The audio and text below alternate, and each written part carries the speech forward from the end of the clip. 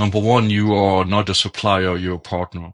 That's good. You also bring something to the table. The moment you disrupt and it has value and merit, you bring something to the table. If you shy away from the hard questions, whether you ask them yourself or you give permission to somebody else to take you apart, you're missing out. You're going to learn it the hard way anyway. You're listening to the Limitless Leadership Podcast, the podcast designed to help automotive repair shops learn how to lead, coach, train, and manage their team better by sharing proven techniques and thought-provoking interviews from industry leaders. Are you ready to transform your leadership skills by tapping into unrecognized potential to achieve limitless results? Let's get ready for liftoff. It's time to go from great to greater. Here's today's episode.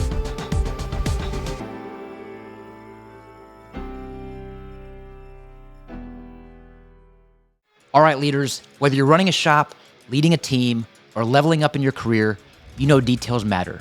And if you're like me, that includes keeping your beard on point. That's why I trust the Bearded Brotherhood. Their beard oils, beard balms, and mustache waxes, among other, are made with all natural ingredients, no junk, no shortcuts, just top-tier quality that keeps my beard looking sharp and feeling great. And let's talk scents. Whether it's their best-selling Woodsman or my personal favorite, Lone Stranger, the Bearded Brotherhood keeps me smelling fresh and my beard stays soft all day. If you take your beard game seriously, this is the stuff that you need. And because you're part of the Limitless Leadership podcast family, I've got a deal for you. Just visit thebeardedbrotherhood.co/lead15 to grab your favorite products and get 15% off in the process. Because a great leader deserves a great beard. Now, back to today's episode. Hello, everyone, and welcome back to the Limitless Leadership Podcast. Before we get started with today's episode, don't forget to like, comment, subscribe, do all the things you need to on social media, including going to our YouTube channel at The Bearded Leader, where you can hit subscribe and make sure you never miss an episode from this podcast. On this podcast, I'm joined by a friend of mine, someone who regularly does big things in the automotive repair industry, because our guest today is an innovator. He's a creator. He is a forward-thinking leader. Our guest today is the founder of AutoTechIQ, Mr. Uwe Kleinschmidt. Uwe, thanks for being here. Wow, dude, setting the stage big. Thank you. I set the stage big for big guests, and you, my friend, are a big guest. And I'm excited for our audience to get to know you and what you do. So go ahead and share with the audience who you are, what you do, how you do it. My name is Uwe Kleinschmidt, born in East Germany, behind the wall. Started my professional career with Bosch. You probably have heard of that small company. And came to the US in 2000, still with Bosch. And it was already exciting then, because you might remember in the 90s, car makers would transition from mechanically controlled cars to computerized cars. And I happened to be responsible for a product which allowed a engineer working at an OEM or their suppliers to drive a car with a laptop on the side and manipulate any data in the computers of the car while driving. That product was so successful, we had like 70% market share in the world. And so I went on a world tour to see all our sales offices, and I was so impressed by my American coworkers that I went back to Germany and said to the CEO, what do you think about doing some product development for the American market? American engineers work differently than German and Japanese. And his answer was, can you move next week? Wow, okay. And so 6 months later, I started there. And then we acquired a company. Bosch acquired a company for us. So I moved to Santa Barbara. And there I met the real entrepreneurs. Look, growing up in East Germany, I wouldn't even know how to spell entrepreneurship. Right? I had no freaking clue.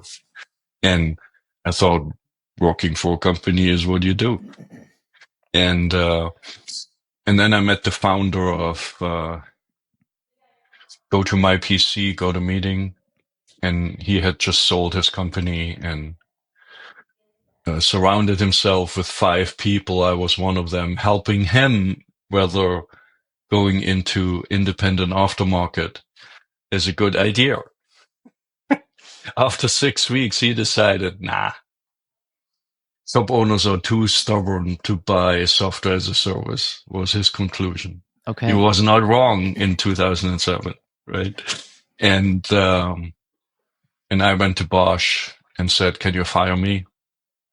I need the severance to bootstrap the company. And that is what AutoTechIQ became. And what we did with AutoTechIQ is probably known. I don't need to repeat that. Claim to fame was the DVI. And my biggest, what's the word? Reward is to work with shop owners who give me unfiltered feedback, but are also willing to use a disruptive product in their shop productively, right? Those times were amazing, right? But also stressful, right? Well, talk to the audience, Uwe, about, I like hearing you say how rewarding that is, because you are disrupting their shop and even disrupting the industry to some degree, and you're getting real, raw, honest feedback in the process. Yes. Talk about those experiences and the reward that comes with it. Maybe I just tell you 3 stories. Come on. Story number 1. I go to an ATI super conference. I'm late for the reception. And so I'm hurrying to not miss it. And then on some patio, some guy I've never seen before grabs me and says, Uwe, can I do a selfie with you? You have helped I have to send it to my brother. You have helped our shop so tremendously. I need this picture. I had no idea, right? And, or another one was actually another conference where, you had to talk to 300 shop owners in 2 hours. It was speed dating, right? And after 1 hour, my voice went out. And it was just the 2 of us. We were a small startup, it was an expensive conference. So we just sent 2, which was a mistake in hindsight. But what then happened was that 2 of my early customers saw that, turned around, took their tablets, and became sales personnel without me asking them, right? And so I knew we were doing something right? But also, we had a big Facebook group and we would release a software every Monday. And if we messed it up, you can imagine the Facebook group was boiling over with feedback. Oh yeah. Well, and for those listening, Uwe just threw feedback in air quotes because we know that feedback was a lot of more complaints than anything and gripes. And they're saying, "Hey, this is what you said we're going to get. This is what we got instead." But I know you well enough to know you immediately take that feedback. Of course, you respond. You don't react, but you respond, and you respond well. So keep going. Talk about how you respond to the feedback like that. Yeah,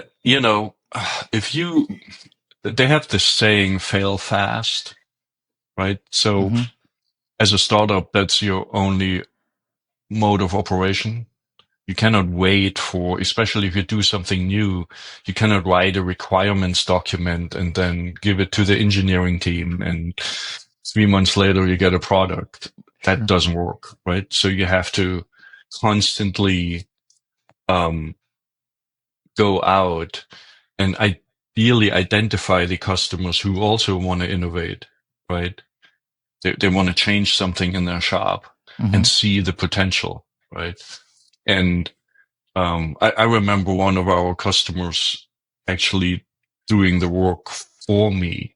So one of those Mondays, right, where the proverbial shit hit the fan. I hope I can curse on your podcast. You just did, and it's okay. wrote back in the Facebook group to all those complainers. He said, guys, you know them. They will fix this as soon as they can. Yeah. Please keep in mind what value the product has already brought to your business. And I'm sitting there, and I couldn't have said it. I couldn't have even said it because I'm not a customer, right? Well, and that's a good reminder that we buy from people, and people know you, Uwe. Like, people know you and your heart and your desire. So yeah, right. I mean, we're not always going to get it perfect, but when we don't, then you're there to show up and show out the way that you typically do. But we also learned from it and then made a radical change, which I will always do moving forward with any product release, which is once you have something in production, don't change it radically and often. Have another line. We called that the turbo line, and we had turbo customers, right? Because we would still release every week. Mm-hmm. But it's a limited group of people who know what they're getting into. And that group then decides jointly with us when to deploy that portion to production to the hundreds, later thousands of customers. Right? So they're virtually beta testing things for you. It's a minimum viable product that they're working with. I hate the word beta testing because it makes it has such a negative. It's like a devalue almost. Okay. Yes. So I like the turbo better because it immediately shows it's fast. Mm-hmm. You get value immediately, but you also give feedback, and if there's something not working, you overcome that with workarounds or whatever, right? Yeah. And anyway, that is so much fun. I give you one example, right?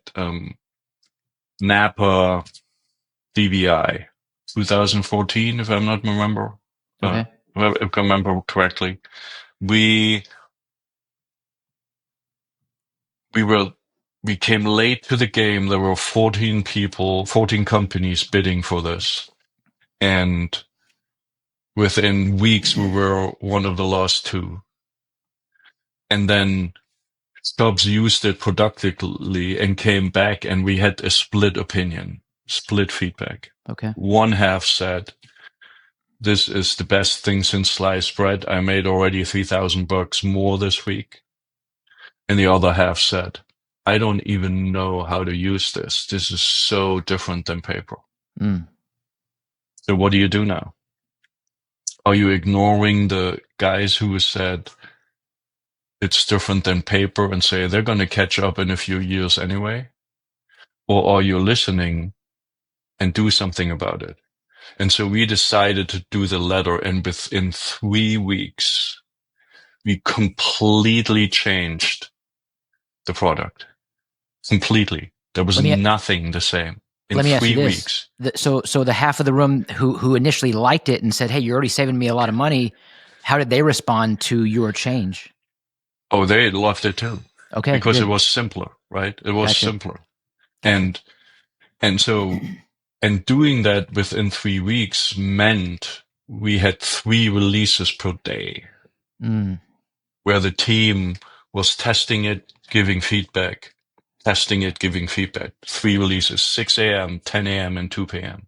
You're also showing your willingness your willingness and adaptability in change, because we know that people don't like change. We know that people will straight up be averse to change, but we know it's necessary. Like, we have to, like, growth cannot happen without change. And so you're showing your willingness to truly receive that feedback and adapt and pivot. And to me, this is what, I love seeing companies in our industry who truly listen to the voice of their customer or their guest, because they matter. And at the end of the day, that's the person who we're serving. And if we're getting feedback regularly and intentionally, and we're not responding to that feedback, then all we're doing is dismissing the real and raw opportunities that someone is voicing to us. And to be honest, and it sounds maybe weird to some, that's also where the fun part is, because number one, you are not a supplier, you're a partner. That's good. You also bring something to the table. The moment you disrupt and it has value and merit, you bring something to the table. One example is in the beginning of AutoVitals, everything was holy grail, whatever the shop owners said to us. After we had the digital inspections out, and from the beginning, we started measuring the interaction between their customers and the digital assets. Like, for example, we measured the time a motorist would actually research the inspection result. And that was the best thing we could have done because that predicted the approval rate. Can you believe this? I mean, in hindsight, it's so obvious. Yeah, it makes sense when you until you hear it though. Okay. And at that time, and so we built it into the tool for the service advisor and said, as long as this time is ticking up, don't call. Because they're still consuming the results. That's right. And the higher the number, the higher the ARO. That was not a correlation, that was a causation, right? So now we introduced something new to the market where you could measure success and predict success. Yeah. It's pretty awesome. We need it. And that wouldn't be able if you don't talk and don't go into the head of a service advisor, into the head of a customer and how they think and interact, right? Sure. And so that is where I get my personal satisfaction from, right?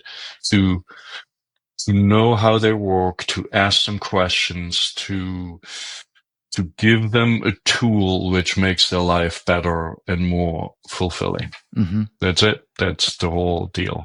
And incredible. Of course, I have some ideas of how to do this and come in with a hypothesis, and sometimes it's a very strong one. And sometimes you have to convince people. Like at AutoVitals, I encouraged our customer support, and I was very uncomfortable for some of them, to challenge our customers. Can you believe this? Customer service challenges. I can believe customer. This. Yeah. I said, ask them questions, what if? Right? Ask them, try to not only to say yes, absolutely yes, dear customer, but what if you changed your process just a little bit on this end? Can you see how that will benefit your shop? Yeah. Right? And so that was my attempt to create a culture where we are constantly learning from each other, and sometimes I succeeded, sometimes I did. Well, it's so important because there's too many people who would just say, I know what I know and I'm not trying to learn anything else. Therefore, they won't even make an attempt. And you're right. You sometimes you're going to learn, sometimes you're going to succeed, sometimes you're not. But you're definitely not going to succeed if you don't even try it. And so I really appreciate, admire, and respect the fact that you are willing to get comfortable, to be uncomfortable, to embrace this concept of change. That's my favorite core value. Yeah. Everything else is boring for me. So you live outside of your comfort zone, because we know that growth and comfort can't coexist. I mean, I'm trying to. I don't know. You have to ask the people around me, but sure. I'm trying to. It's actually not that I wake up and say, how do I put myself in an uncomfortable situation? That's weird. But when it happens, and I had plenty of those, right? I'm a foreigner. I didn't learn English at school, right? Russian was my first foreign language, French my second. I learned English by reading John Grisham books with the German version and the English version next to each other because I was too lazy to look up vocabulary. If I didn't know what the English book meant, I just went to the German version of it. Honestly, that doesn't sound lazy to me. That sounds pretty smart. So you started with Russian, you went to French, you learned English. Any other languages you speak? German. Okay. So, right. Of course. No, I don't speak French or Russian anymore. Oh, gotcha. Okay. And you also speak automotive, so that's another language that you speak that a lot of our customers don't. So finish your story, and I don't mean to say, I'm not trying to rush you by any means, Uwe, Right. but I am curious because we're talking about Auto Vitals, where you're able to bring it to, and now as the founder of AutoTechIQ, share with the audience that transition from Auto Vitals and to what you're doing now. So I sold Auto Vitals in 2019, stayed on. It wasn't as fulfilling as I thought it could have been, and just have had always this idea: if you empower motorists, it will benefit the shop. If you educate the motorist, it will benefit the shop. Right? And that has to do with our, I mean, just imagine buying stuff 10 years ago and how we buy it today, right? We empower ourselves with the data we find online. We rarely pick up the phone and ask a friend. We rarely that's a good point. Pick up the phone. Simple example, you go into some people still buy stuff in a store, especially when you want to test them, like shoes. If a sales guy approaches you at the door and says, "How can I help you, Josh?" You're going to say in 99% of the cases, "I'm just looking." Yep. And then you're looking, and then you see the product, and then you have a question. Do you have that in that size? Blah, blah, blah, blah, whatever the question is, right? And you go back to the sales guy and have now questions, and then the sales guy can shine. Should the sales guy approach you by starting with, "What can I show you today?" No. Okay. Which sales guy should just not even be there for the time. Just don't even start. Don't even try to connect with me first. Enable people to research on their time in their control. So back to automotive. If the inspection result has information for the layman, where the customer can go through it and inform themselves, that triggers questions. And you know what those questions are? All buying questions.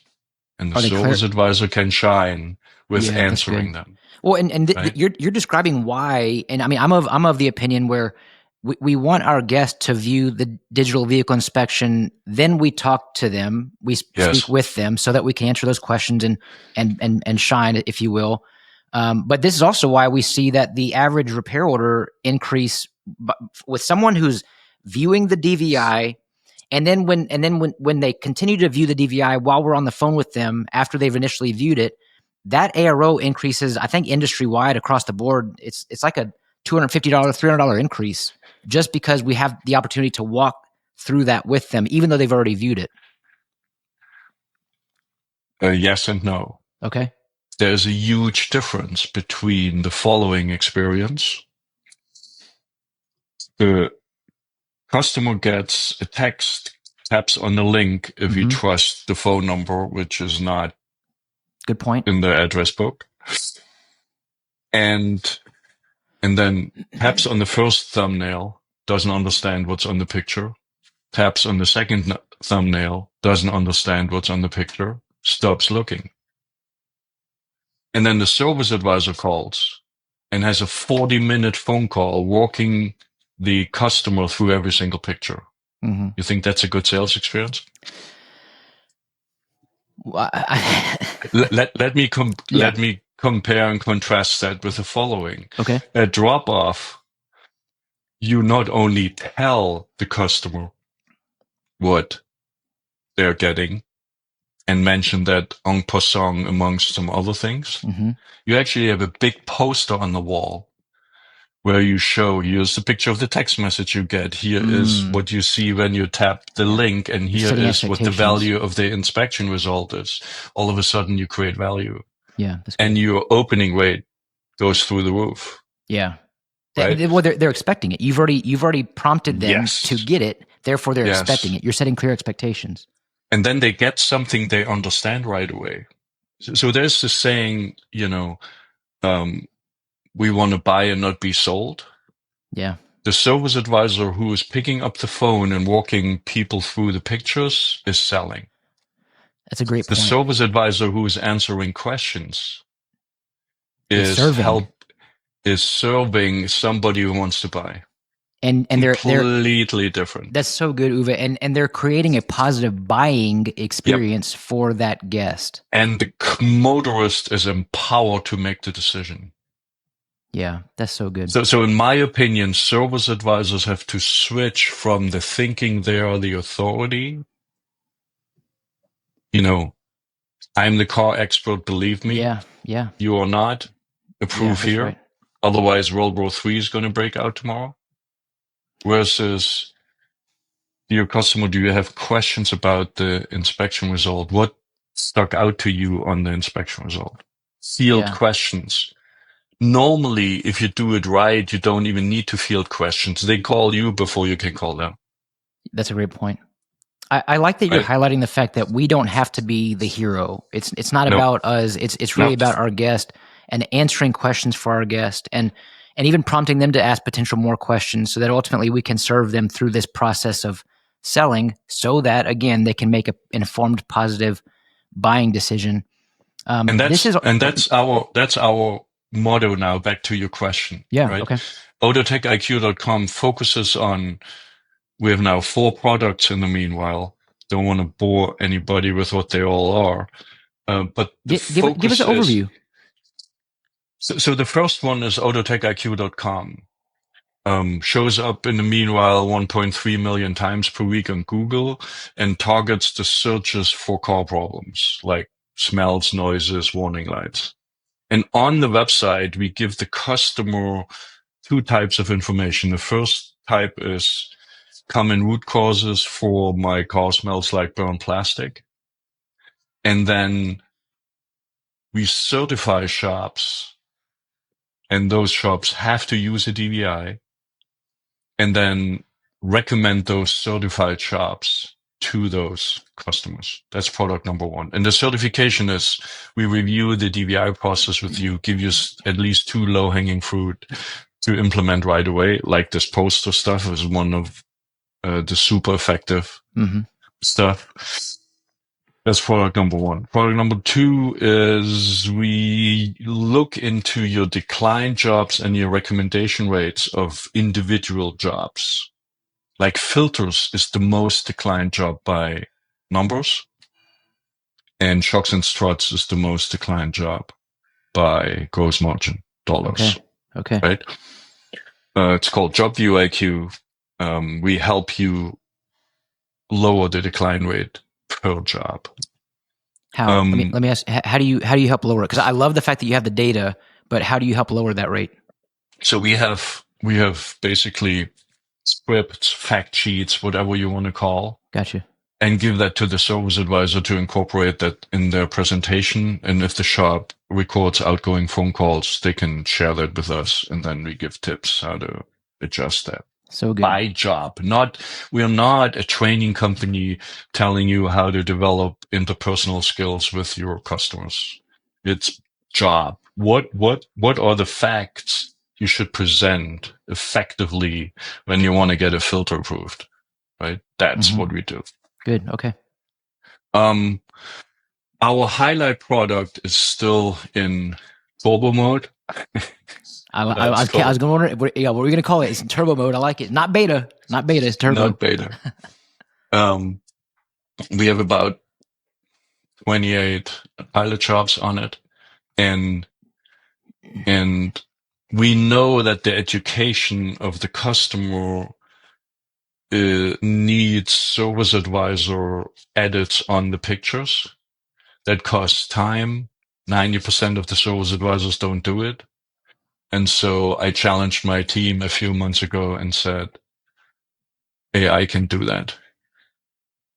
And now 4 months forward, we have an add-on for Auto Vitals and for Techmetric, where the tech takes the picture, we extract it, put the arrow on, put a caption on the image explaining the condition and the recommendation, and put it back in the tool. And so you don't need to switch DVI tools, you just save a lot of time. The tech doesn't need to put an arrow on it anymore, doesn't need to type anything. We do it, the service advisor reviews it in our web page and then says transfer back to the DVI tool, done.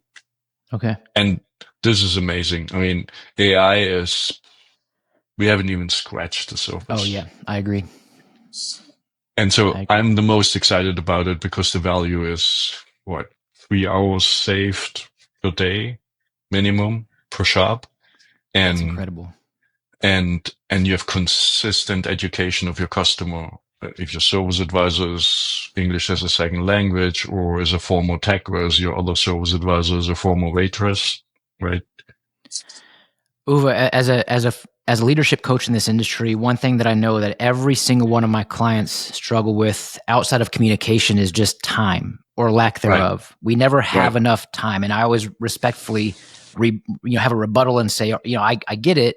And to some degree, you're right. I'm also encouraging you to question, are we making time? But when I hear you talk about how you are helping a shop get back 3 hours of time in their day through the products that you have to offer, man, I'm excited. Like if I'm a shop owner listening to this episode, I'm wondering how can I get in touch with Uwe and find more out about this. I'm going to go ahead and ask you to share right now. How can our audience get in touch with you so that they can learn more about what you do? So it all starts with a 15-minute survey. If you go to dvidoneright.com, you see a little bit what we do and why we're doing it. And then there's a link to a survey. And as part of the survey, you have a meeting with me where we look at the survey responses and give you some feedback. And it starts from then. Love it. Now, of course, this is a leadership podcast. I'd be remiss if I didn't ask you the 2 questions I ask every guest on this podcast, which is number 1, Uwe, what does leadership mean to you? How would you answer that question? I think you have to live by example and you have to inspire. That's it. The rest falls into place if you have the right people. Yeah. Short, simple, clear, and concise. It's about inspiring too. I think being able to inspire those around you is that's a strong attribute. But also live by example and not just be a professor, right? Who read a leadership book. That's good. Okay, very good. So another question that I always ask is, what's the greatest advice you've ever received from a coach or a mentor? There was a list of advice, but actually the nature how he gave me feedback was what changed my world. And so when I had an investor pitch together at deck and went to the founder of Go to My PC, Go to Meeting, he took me apart. There was nothing left of me at the end, right? And no mercy, right? What they call devil's advocate, right? That was a big aha moment. If you shy away from the hard questions, whether you ask them yourself or you give permission to somebody else to take you apart, you're missing out. You're going to learn it the hard way anyway. Why not have somebody who has done it before, a mentor, shorten the time for you? I think what you're describing, Uwe, is incredibly important because when someone hears that I walked into a meeting and gave this pitch and I was picked apart, some of us might be thinking how terrible that was and how it was the worst thing that could have happened. But just hearing the way that you have a perspective shift that a lot of folks should be getting and grasping, because with perspective, the way that we view things drives the way that we do things. What I'm hearing you say is that was the best thing that could have happened to you. Yes. But speak to the listening audience who struggles with receiving coaching as criticism, condemnation, and judgment when they should be receiving it as feedback, the way that you did with that individual. I don't know whether I'm the right guy I just give you, I'm going to cop out here and give you two examples. Listen to Steve Harvey, how he made it. This one event where he basically wanted to give up his career because he couldn't afford to get a plane ticket to New York to be on the Apollo stage, and made it. And the result. I mean, I can't describe it better. Look it up, Steve Harvey motivation or whatever. You will find it. It's a famous, I don't know, 5-minute, 10-minute thing. And the other thing is Dave Chappelle in the actor studio. This guy is unbelievable, right? He said, I'm the first one in my family who didn't go to college. You know, he went to his parents at 13 and said, I have an announcement to make. And his mom was an advisor to Lumumba, the president of Kenya who got assassinated, right? Wow. Super intelligent people in his family. And he says, I have an announcement to make. I'm going to become a comedian at 13, right? And he says in there, right, how can you know where the line is when you never crossed it? And then he talks about his first experience on the Apollo stage. Again, Apollo, for some reason, that's a common theme here, comedians. And he got booed off stage on his first, and he said, was the best thing would happen to me. I was still alive. That's so good. You get knocked down, but then you realize, hey, I actually just got right back up and I'm still here. I'm still kicking. That's good. So good, Uwe. Man, thanks for sharing all this. You know, because we talked about Steve Harvey, Dave Chappelle, a couple comedians, I want to end with one of my favorite quotes, and it came from Steve Harvey. He says, your career is what you're paid for. Your calling is what you're made for.